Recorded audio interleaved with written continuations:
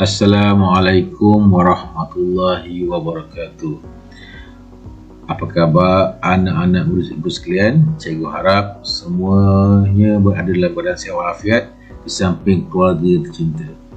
Baiklah, pada hari ini kita akan sambung semula sesi PDPR kita untuk subjek Bahasa Melayu.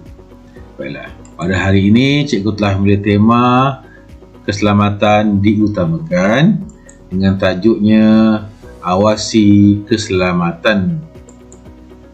Pada hari ini cikgu telah menetapkan objektif yang perlu dicapai, iaitu pada akhir pengajaran dan pembelajaran murid dapat melafazkan puisi dengan sebutan yang jelas dan intonasi yang betul serta memahami puisi tersebut.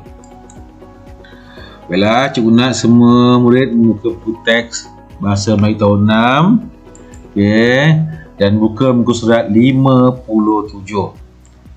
Tajuknya ialah awasi keselamatanmu. Dah buka semua. Baiklah, cikgu akan bacakan, lafazkan puisi yang ada di dalam buku teks ini. Baiklah, mulanya kita akan tengok apakah jenis puisi yang terdapat dalam petikan ini. Okey. Nah, puisi yang kita dah biasa baca ialah, pertama ialah syair, yang kedua sajak, yang ketiga pantun. Okey, antara tiga-tiga puisi ini ada perbezaannya. Kalau kamu nak tahu apakah jenis puisi ini, kamu tengok. Kalau sajak, rima akhirnya ialah tak sama. Contohnya sahabatku, kemudian jangan dilupa, kata-kata ini amat makna dia tak sama. Kalau syair, dia sama hujung dia. Contohnya, tersebutlah kisah satu cerita. Dia sama, hujung sama. Kemudian kalau pantun pula, dia lebih kepada ABAB, iaitu ada pembayang dan ada maksudnya. Itu ialah jenis puisi pantun. Okey, tengok yang ini ialah jenis puisi sajak. Okey, tengok cikgu bacakan semua. Sahabatku, nasihatku jangan dilupa. Kata-kata ini amat bermakna walau di mana-mana kau berada. Keselamatan diri tetap diutama. Sahabatku, awasi dompetmu, pastikan di sisimu, biarlah bersama-sama, takut nanti hilang entah ke mana, kelak pasti jiwa merana. Sahabatku, bersendirian tanpa tuju, mungkin bahaya sedang menunggu, nanti diculik tak siapa yang tahu. Sahabatku, jika kamu hadapi masalah, usah kamu berasa gundah, pantang Allah, jangan pasrah, tenangkan diri, elak amarah. Sahabatku, awasi keselamatanmu, usah leka akan nasihatku, demi kasih sayangku yang jitu. Baiklah, itu tadi petikan sajak yang ada di dalam buku teks ini. Baiklah, mari kita keluarkan apakah isi penting yang terdapat dalam sajak ini. Kita buat rangkap demi rangkap. Ini ialah rangkap yang pertama, yang kedua, yang ketiga, keempat dan kelima. Okey, tengok rangkap yang pertama, apakah isinya. Okey. Cikgu dah petakkan macam ni. Ini bermaksud isinya berada di dalam petak ini. Okey, sahabatku bukan isi, nasihatku bukan nasihatku pun bukan isi. Isinya ialah di sini. Walau di mana-mana kau berada, keselamatan diri tetap diutama. Maknanya penulis dalam puisi ini dia menasihatkan kepada sahabatnya supaya walau dekat mana pun dia berada, dia mestilah mementingkan keselamatannya. Okey, itu untuk rangkap yang pertama.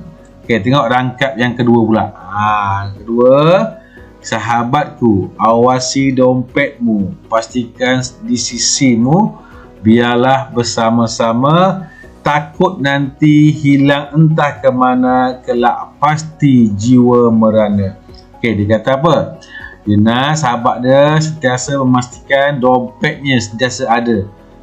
Walau ke mana pun dia pergi, dompet tu mestilah sentiasa bersamanya. Kenapa? Kerana dalam dompet tu ada kad pengenalan, ada kad ATM, ada bermacam-macam lagi. Jadi kalau hilang nanti, dia kata kelak pasti jiwa merana. Maknanya kalau hilang dompet tu, sahabat ni nanti berkemungkinan akan berasa gundah gulana, sedih. Okay, jadi akan jadi masalah. Okey, tengok rangkap yang ketiga. Okey, sahabatku bersendirian tanpa tuju, mungkin bahaya sedang menunggu, nanti diculik tak siapa yang tahu. Okey guys, ni dia kata apa?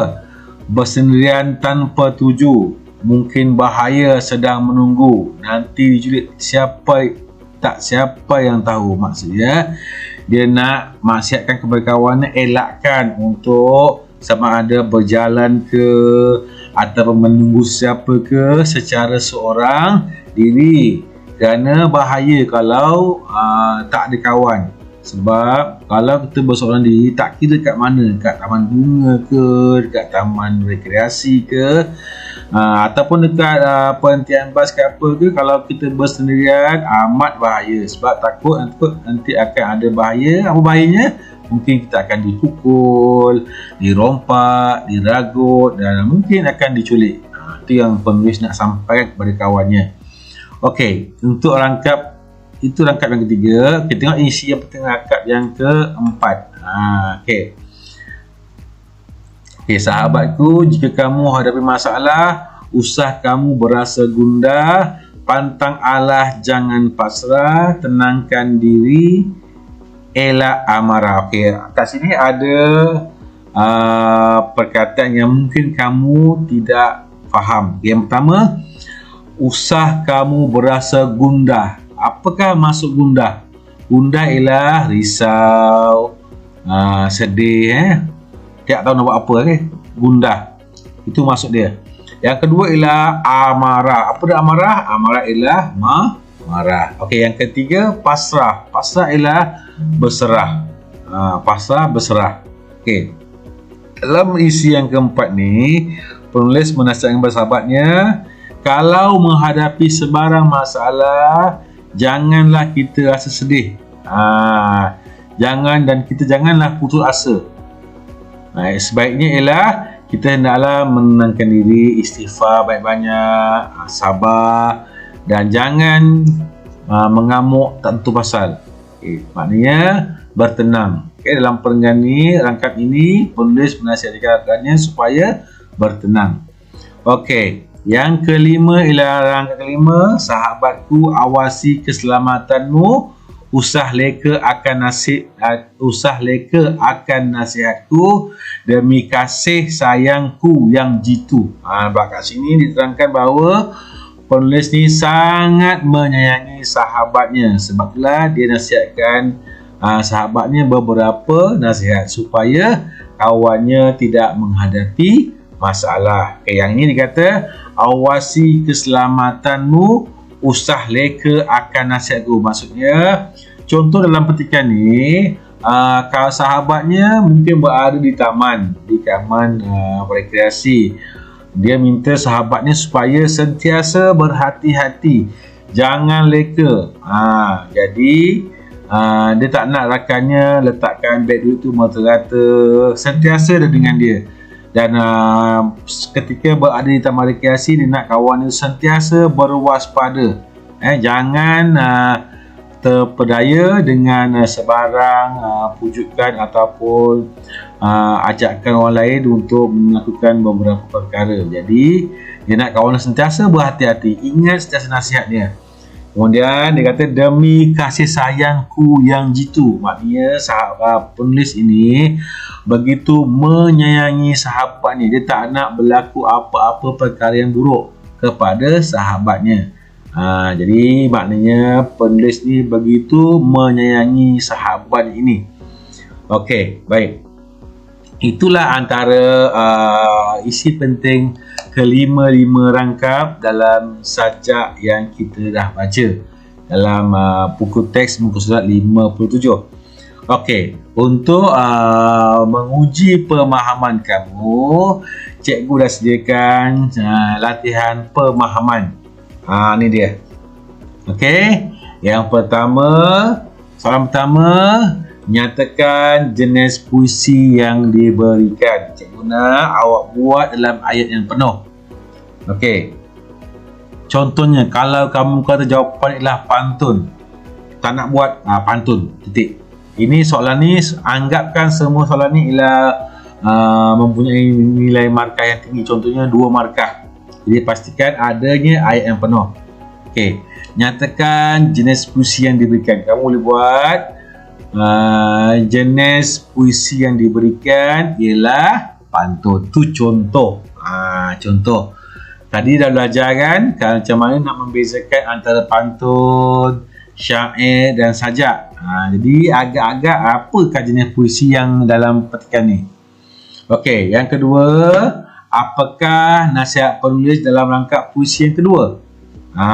Okey, kita tengok. Yang kedua, apa yang kedua okey. Yang kedua kita tengok.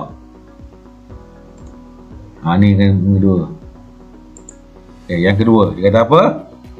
Dia nak tahu apakah pesanan penulis kepada sahabatnya. Dia kata apa? Sahabatku, awasi dompetmu, pastikan di sisimu, biarlah bersama-sama, takut nanti hilang entah ke mana, kelak pasti jiwa merana. Okey, dalam rangkap ini, apakah pesanan penulis kepada sahabatnya? Okey. Jadi, tengok Okey, awak buat nasihat penulis dalam rangkap puisi yang kedua ialah, ataupun awak buat penulis menasihati rakannya supaya memastikan supaya sentiasa bersamanya. Apa yang sentiasa bersamanya? Okey. Soalan yang ketiga, mengapakah kita tidak dibenarkan berjalan bersendirian? Okey, buat ayat dia. Kita tidak dibenarkan berjalan bersendirian kerana ataupun untuk mengelakkan diejek ke, dipukul ke, diculik ke. Okey. Baiklah, yang keempat, bagaimanakah cara untuk kita menyelesaikan masalah? Okey, ianya berada di perenggan yang ketiga. Bukan, yang keempat. Okey, keempat. Okey, dia kata, jika kamu hadapi masalah, usah kamu berasa gundah. Okey, 1. Usah kamu berasa gundah. Yang kedua, pantang Allah, jangan pasrah, tenangkan diri, elak dimarah. Okey, baik. Cikgu nak nasihat kepada kamu semua ketika menjawab soalan pemahaman. Okey, elakkan kamu menyalin semula petikan sajak itu. Kalau kamu salin, tak ada markah. Kamu kena olahkan daripada ayat puisi itu menjadi ayat yang biasa. Okey, jadi apakah cara dia? Yang pertama, janganlah penulis pertama, jangan panik. Yang kedua apa? Jangan cepat putus asa. Yang ketiga, sentiasa mengawal diri supaya tidak melakukan perkara yang tidak diingini. Itulah antara cara je untuk selesaikan sesuatu masalah. Yang pertama apa? Jangan. Yang pertama ialah tenang. Okay, yang kedua apa? Yang kedua, jangan gundah. Maknanya jangan susah hati. Jangan susah hati. Yang kedua, jangan sekali-kali berputus asa. Dan yang ketiga ialah sentiasa berfikiran positif. Janganlah kamu nak mengamuk ke apa ke. Itu untuk soalan yang keempat. Okey, yang kelima, adakah penting adanya seorang sahabat dan nyatakan sebabnya? Okey, bila adakah jawapannya ya ataupun tidak. Penting ke seorang sahabat? Inilah soalan kebat. Soalan kebat biasanya 3 markah. Rugi kalau kamu tak buat. Jadi kamu kata ya. Okey, jadi adakah penting seorang sahabat? Terpulang pada kamu. Kamu nak buat ya boleh, tidak boleh. Ini adalah soalan kebat. Yang penting kamu menjawab soalan ni. Okey, sama ada kamu nak sebut ya ataupun tidak. Yang penting kenapa? Nyatakan sebabnya. Mungkin kamu kata ya. Seorang sahabat sangatlah penting untuk memberikan nasihat supaya hidup kita dipandu ataupun supaya tidak tersilap langkah. Tu yang penting, yang betulnya. Kalau kamu kata tak penting, tidak penting, kerana seorang sahabat selalu mengganggu ke apa ke, kamu boleh buat macam tu. Okey, baiklah. Jadi cikgu nak kamu buat kelima-lima soalan ini. Pastikan kamu baca semula sajak tersebut, kemudian carilah jawapannya. Baiklah, cikgu rasa cukup sampai di sini sesi PDPR kita. Cikgu harap kamu akan berjaya dalam pelajaran kita pada hari ini. Okay, seperti biasa, jika kamu tidak memahami atau ada masalah, bolehlah WhatsApp personal kepada cikgu untuk menanyakan apakah masalah kamu. Baiklah, cikgu sampai di sini saja untuk pada hari ini, kali ini. Sekian, terima kasih.